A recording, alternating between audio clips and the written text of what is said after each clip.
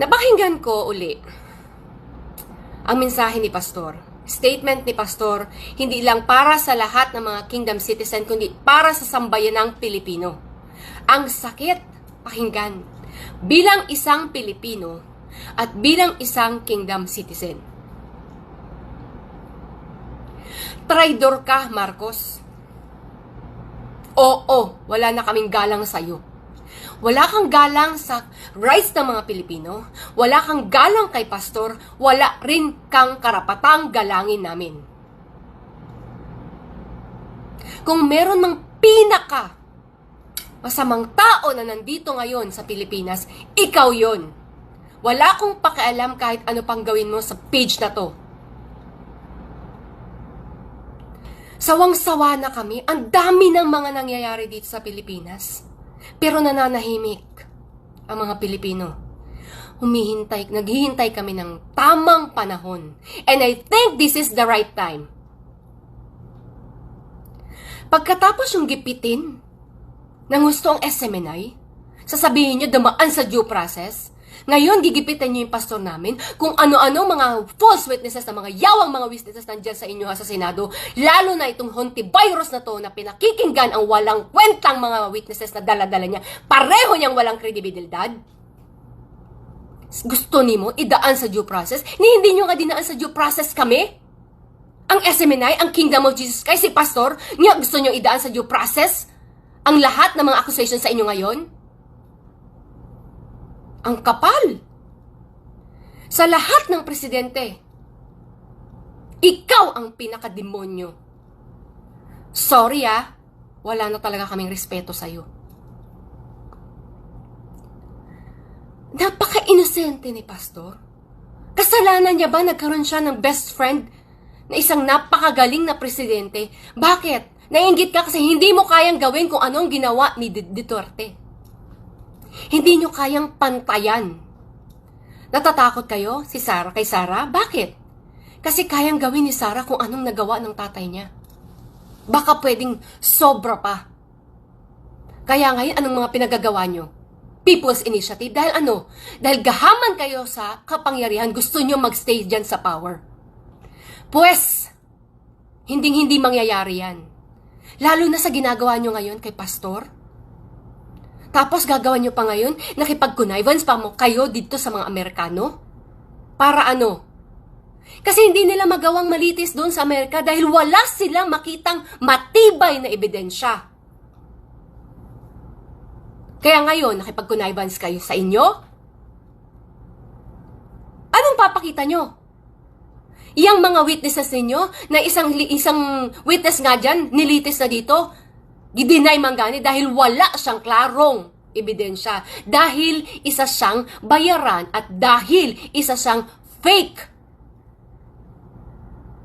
Tapos inanaon niyo si Pastor? Napaka-inosente ni Pastor. Wala siyang ibang gusto kundi ang kabutihan ng tao. Pero ginanyan niyo siya.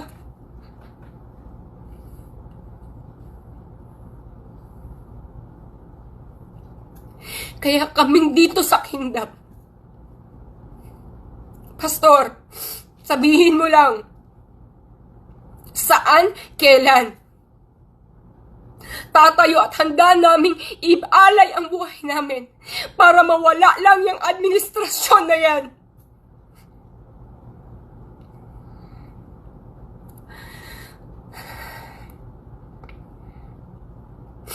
Mga kapwa ako Pilipino, tama na. Tama na ang kademonyohan ng administrasyon na to. Kung nagawa nila yan kay Pastor, na ma-impluwensya, makapangyarihan, kaya nilang gawin yan sa mas ordinaryo pang tao. Magtulong-tulong tayo, mga kapwa Pilipino. Nananawagan ako sa inyong lahat. Magkaisa tayo. Kami dito sa Kingdom Nation, we will protect Pastor no matter what. But we as Filipinos, let us protect our rights. Let us protect our Constitution. Yun lang po masasabi ko sa ngayon. Kapit-bisig tayo, kapwa ko Pilipino. Para sa magandang bukas ng bansang Pilipinas natin. Para sa Pilipinas nating mahal. Magandang araw po sa lahat ng nakakapanood ng video na ito. Ako nga po pala si Sister Vanessa Reyes ng The Kingdom of Jesus Christ, the name above every name. And I've been here in the Kingdom Ministry for almost 20 years. Nais ko lamang pong iparating ang video na ito kay alias David o si Elias Terao III, na kilala rin sa tawag na Junjun Terao. Kami po ni Junjun Terao ay magpinsang buo. Magpinsan po kaming buo. Ang kanyang nanay at ang aking nanay po ay magkapatid. Parehas po kaming lumaki ni Junjun sa Naga City sa Camarines Sur. So kilalang kilala ko po siya mula ulo hanggang paa. Junjun or alias David. Grabe naman ang kasinungalingan mo. During sa Senate hearing na ginanap ka makailan lang, nakuha mo pang magtago, nagmaskara ka pa, nagshades ka. Talagang tabon na tabon yung mukha mo. Pero sinabi mo na apo ka ni pastor. Ba't ka nagtatago sa maskara? Ba't di mo ilantad yung tunay mong mukha? Wala ka nang hiya sa ginawa mo, di ba? Lahat ng mga sinabi mo sa Senate hearing, puro mga kasinungalingan. Ang dami-dami mong sinabing kasinungalingan. Number 1, hindi ka cameraman. Bakit? Dahil ako mismo, nabilong ako sa production department, sa post-production, at kilala ko lahat ng mga cameraman during that year na sinasabi mo. O, pinahawa ka nga lang talaga ng wire, pero hindi ka cameraman. Tsaka, yung sinabi mo, minaltrato ka, binartolina ka, binaboy ka, with all the paiyak-iyak pa. Junjun, kilala kita, madrama baya jud ka. Grabe ka drama imong kinabuhi sa tinuod lang. Dapat, Senator or Risa Ontiveros, tinanong mo muna siya, madam, o kung halimbawa totoo yung accusations niya na binartolina, binaboy siya, bakit? Anong ginawa niya? Hindi ba reasonable yung sinabi niya lang na nakipag-text siya sa isang TV reporter sa ibang station, napagalitan siya kaya hindi na siya naging cameraman at nilagay siya sa Bartolina? Gawa-gawa lang yun. Ang totoo, marami siyang ginawang kalaswaan sa loob ng kingdom. Kami po kasi mga full-time workers, missionary workers ng Kingdom of Jesus Christ, tinuturuan po kami ni pastor na mamuhay na mayroong dignidad. Both men and women. Kaya sa kingdom makikita nyo ang mga dignified men and women. Bawal na bawal po sa isang full-time miracle worker ang gumawa ng mga makabundong gawain. Hindi ko na dito isasabi mga kapatid sapagkat di nyo ito masisikmura. Gawain ba yun ng isang full-time miracle worker? Dapat sinabi mo ang totoo kung anong ginawa mo. Ngayon ang tanong ko sa'yo, Junjun, magkano? Ano ang kapalit para magsinungaling ka? Sa taong tumulong sa'yo, sa taong pinakain ka, binihisan ka, pinag-aral ka, lahat ibinigay. Bakit ganun ang mga sinabi mo against kay pastor? Na noon, mga bata pa lang tayo sa paglilingkod. Grabe ang dedication mo. Grabe ang commitment mo. Siyempre na tayo dadaan ng kapagsubukan. Para nga tayo ay ma-purify, ma-sanctify, at ma-declare na totoong mga sons and daughters sa loob ng kaharian.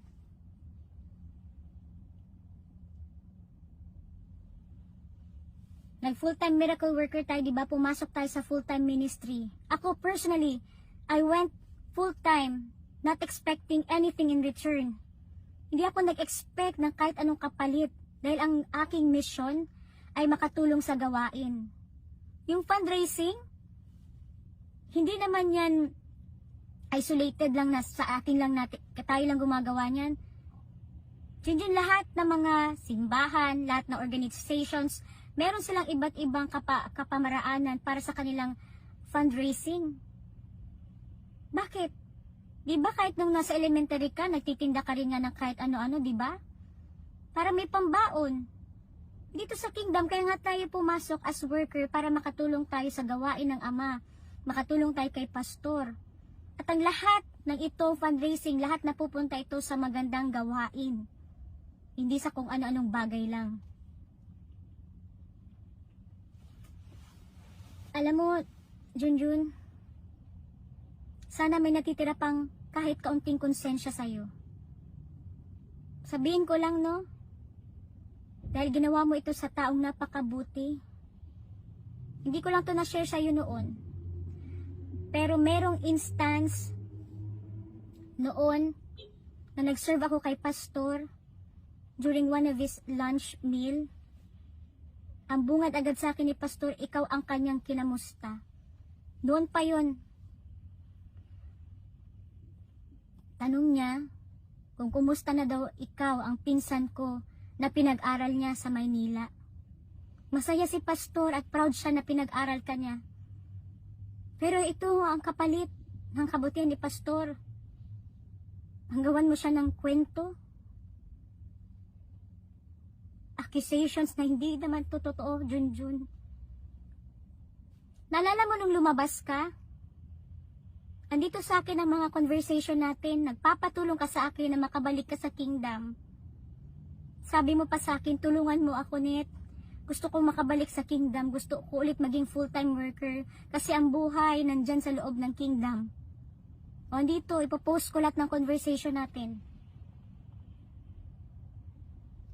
Junjun, alam mo sa sarili mo, ever since pa, mga liliit pa tayo, suwail ka nga bata. Bisag imong mama o papa mo hilak manggani sa katigasan ng ulo mo. Eh, sino maniniwala sa'yo? Kung may natitira pang konsensya dyan sa loob mo, kahit katiting, bawiin mo lahat ng sinabi mo kay pastor. Sabihin mo lang kung anong totoo. Bagabaging ka sana ng konsensya mo. Na sa kada pagtulog mo, kung makonsensya ka, dahil ginawan mo ng masama ang tao na kumupkup sa'yo, nagpakain, binihisan ka, pinag-aral ka, binigyan ka ng magandang sanang kabukasan dito sa kingdom, pero itong lahat nawala dahil sa kagagawan mo rin. Choice mo yan, di ba? Choice mo magpakademonyo, choice mo gawin ko anong kalooban mo, choice mo na hindi magpasabit sa kingdom. Pero sayang, Junjun, kasi madadamay mga mahal mo sa kinabuhi ni mo, mga mahal mo sa kinabuhi.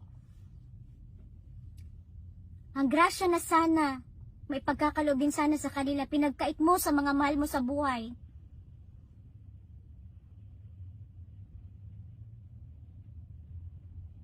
Habang may time pa,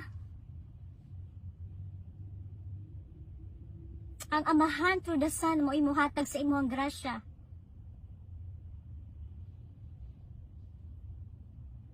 Tanang magisulti nimo o sa tanan ng mga nag-witness kunuhay.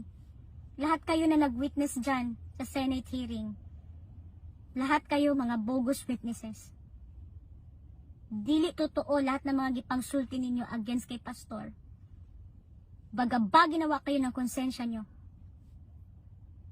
Sa aming mahal na pastor, Pastor Apollo Siki Buloy. Pastor, salamat sa tanan.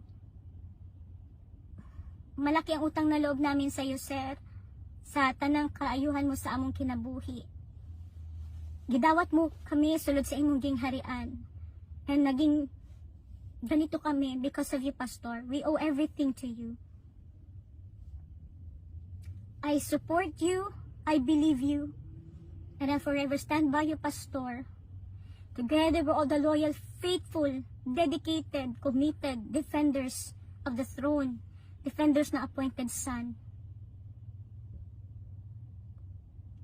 He will forever defend you, sir. Salamat sa lahat-lahat. Kahit saan man umabot ito, pakikipaglaban, the spiritual battle.